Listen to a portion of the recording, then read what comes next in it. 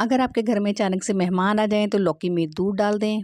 तो सबसे पहले हम लौकी ले लेंगे, लौकी को छील के छोटे छोटे पीसेस में कट कर लेंगे। पैन में डालेंगे ऑयल, डालेंगे प्याज और हल्का सा फ्राई कर लेंगे। प्याज फ्राई हो जाए तो इसके अंदर 1 टेबल स्पून लहसुन अदरक का पेस्ट डाल के अच्छे से भून लेंगे। अब इसके अंदर लौकी डालेंगे, 2 से 3 मिनट के लिए लौकी को भी अच्छे से भून लेंगे। लौकी को भूनने के बाद अब इसके अंदर डालेंगे टमाटर, मिक्स करेंगे। अब इसके अंदर थोड़े से स्पाइसेस डाल देते हैं, नमक, हल्दी, पिसी लाल मिर्च, कुटी लाल मिर्च और कश्मीरी लाल मिर्च, थोड़ा सा धनिया पाउडर मिक्स करके इसे ढककर पकाएंगे ताकि टमाटर अच्छे से सॉफ्ट हो जाए और मसाला भी अच्छे से भुन जाए। तो ये आप देख सकते हैं कि टमाटर अच्छे से गल चुके हैं। अब इसके अंदर डालेंगे 1 गिलास दूध, कवर कर देंगे और 20 मिनट तक इसे पकाएंगे।